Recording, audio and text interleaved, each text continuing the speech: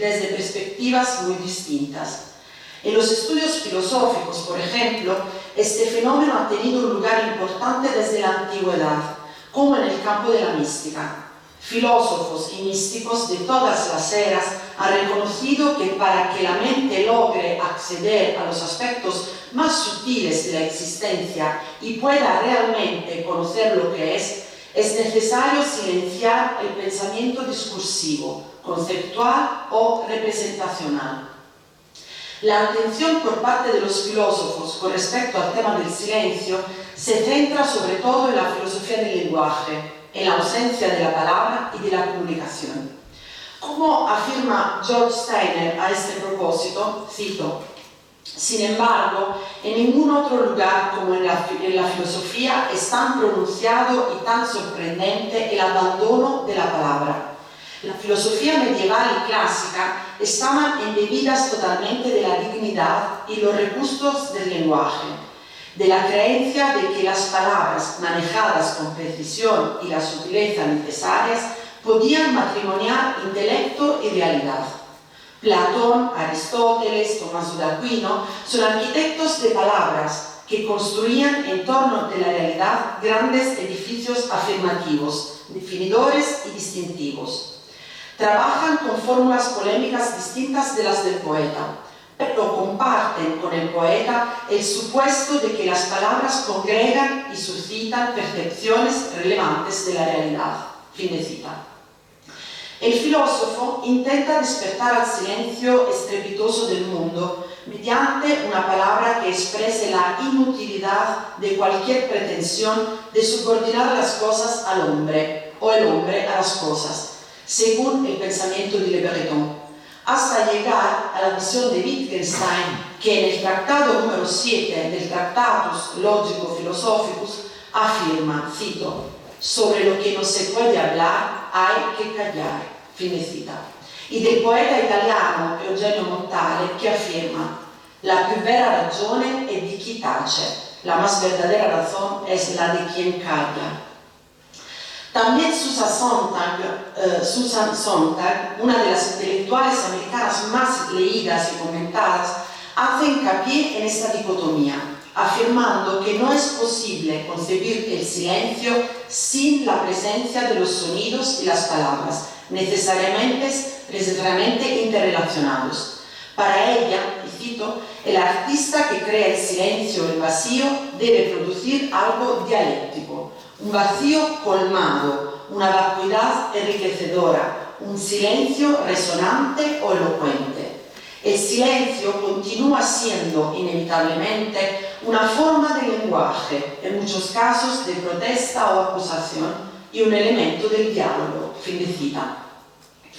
Todas estas oposiciones pueden utilizarse también en las ocasiones en las cuales es imposible hablar, en situaciones difíciles, dolorosas, indecibles, en muchas experiencias comunes y corrientes que carecen de correspondencia o correlato lingüístico directo, como pueden ser la experiencia del exilio o la terrible y atroz del campo de concentración.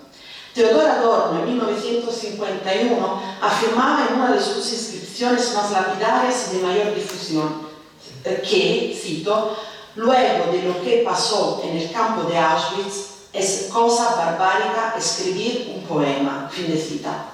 En algunos casos, como también Primo Levi expresa en sus obras, la palabra no puede ser utilizada y el silencio es la única salida posible. Los Lager han generado formas de silencio para los que tuvieron la fortuna de ser liberados y se han mantenido después expresamente en silencio. Algunos jamás han querido hablar de aquel trauma y de insoportable dolor, aunque hayan sobrevivido décadas. El horror deshumanizador que conocieron los supervivientes, como el mismo Primo Levi, Jean Amery, Imre Kertész, Elie Wiesel, Anna Frank, Jorge Semprún, entre otros, no puede ser expresado y la única solución es callar. En algunos casos, esas mujeres y esos hombres prefirieron incluso el suicidio a seguir soportando la memoria del Holocausto. Prefirieron un silencio definitivo. Por lo tanto, el silencio representa la otra cara del no saber, del no poder, de la falta de conocimiento de un determinado argumento. La misma condición se presenta a su vez cuando el asunto sobre el cual se tiene que hablar concierne algo superior, invisible, que no se puede describir o explicar, pero que se está buscando para una unión y un encuentro íntimo. Es el caso de la presencia de Dios y la búsqueda de su esencia. La espiritualidad representa una de las dimensiones en las que el silencio se expresa con mayor potencia. Es una condición típica de las prácticas de oración, recogimiento y meditación en diversas religiones y representa la atmósfera más adecuada, la condición ambiental que más favorece el recogimiento, la escucha de Dios y la meditación. Ya el hecho mismo de saborear el silencio, de dejarse, por decirlo así, llenar de él, predispone a la oración. En una sociedad como la actual, llena de ruido, de caos, ajetreada, repleta de compromisos, es difícil encontrar un hueco donde sumergirse en esta condición de ausencia de contaminación auditiva. Papa Francisco, en una catequesis en noviembre de 2017 sobre el encuentro con Dios, dijo, cito, «Orar como todo verdadero diálogo es también saber permanecer en silencio. En los diálogos existen momentos de silencio, en silencio junto a Jesús. Y cuando nosotros vamos a misa, tal vez llegamos 5 minutos antes y comenzamos a conversar con quien está al lado nuestro.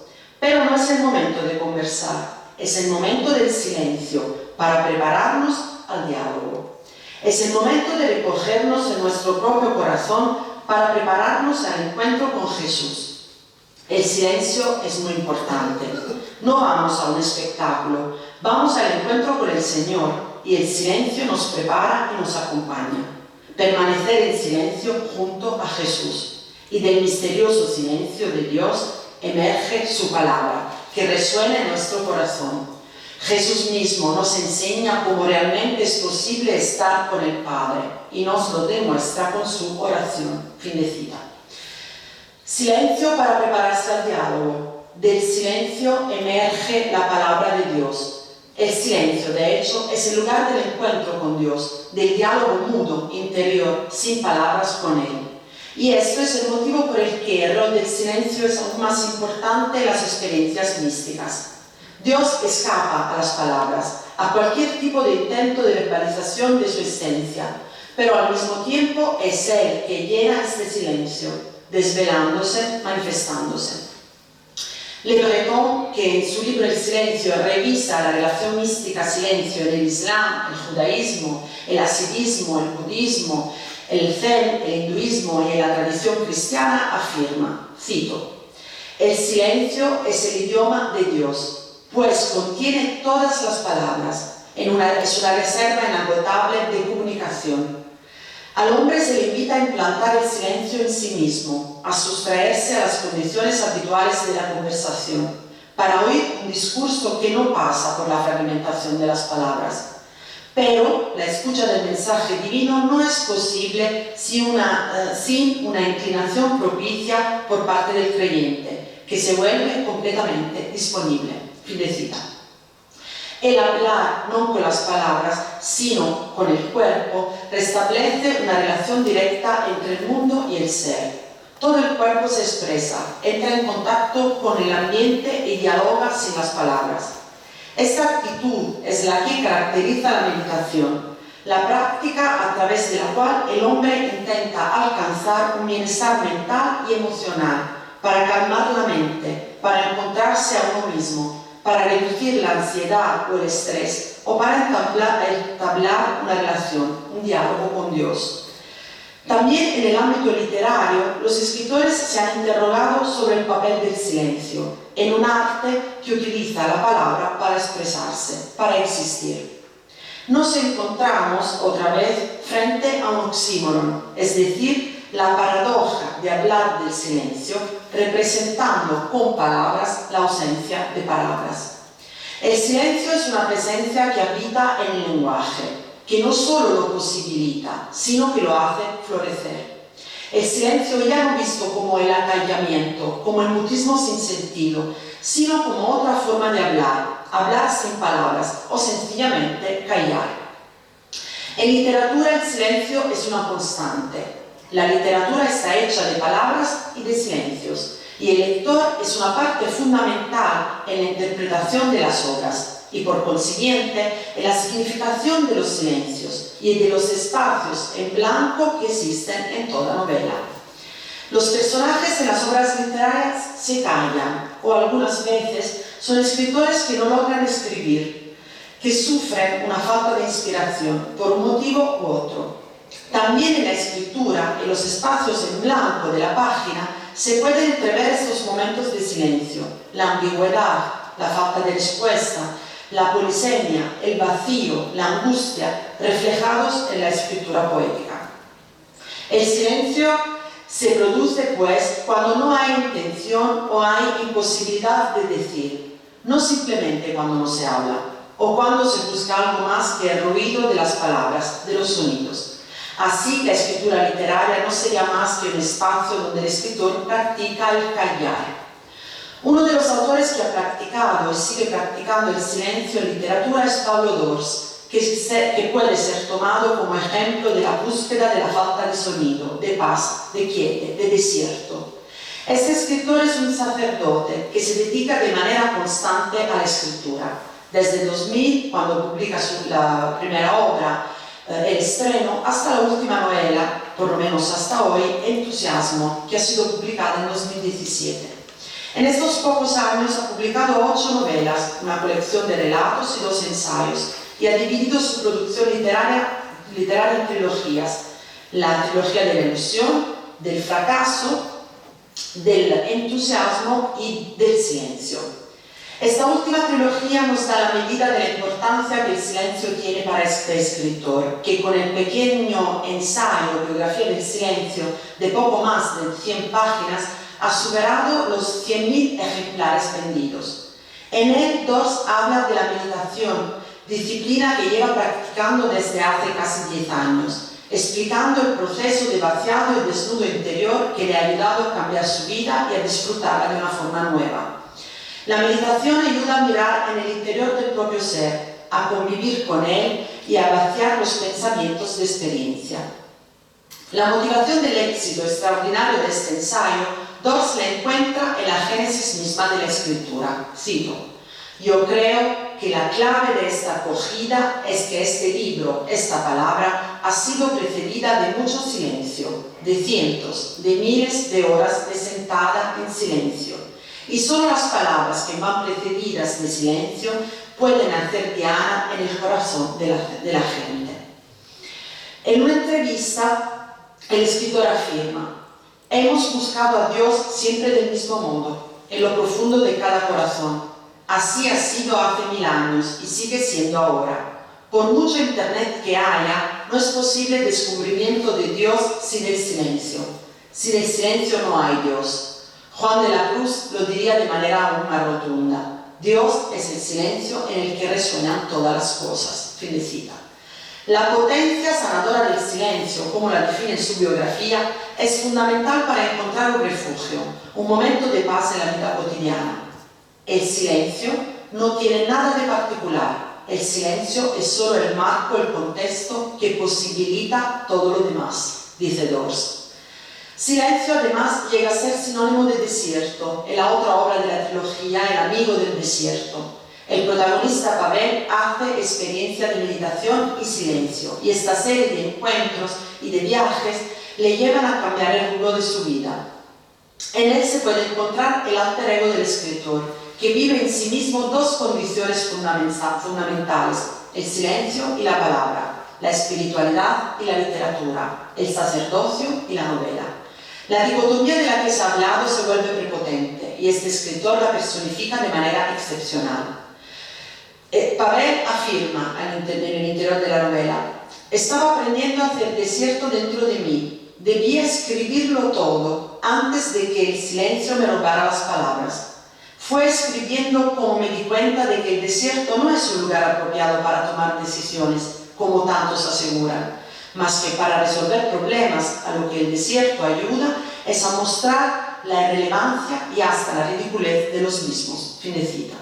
El desierto, el silencio pueden ser llenados solo por una presencia, que es la esencia superior, es Dios. Así, dicha falta, dicho vacío, llega a ser plenitud, abundancia, presencia.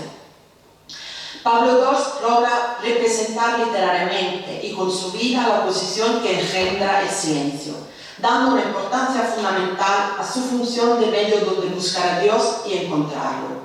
En estas palabras se puede resumir su manera de vivir la relación con la divinidad, la misma que intenta ilustrar y enseñar a los lectores. Cito: el silencio no es simplemente el espacio-tiempo para encontrarme con Dios, sino Dios mismo. Dios es el silencio en el que resuenan todas las cosas. No es que yo llegue a Él, sino que a veces soy consciente de que Él es. La meditación silenciosa y en quietud me ayuda a esta toma de conciencia. Fin de cita. El silencio se abre a la palabra y la palabra, sea escrita o oral, en fin, abre al silencio. Gracias.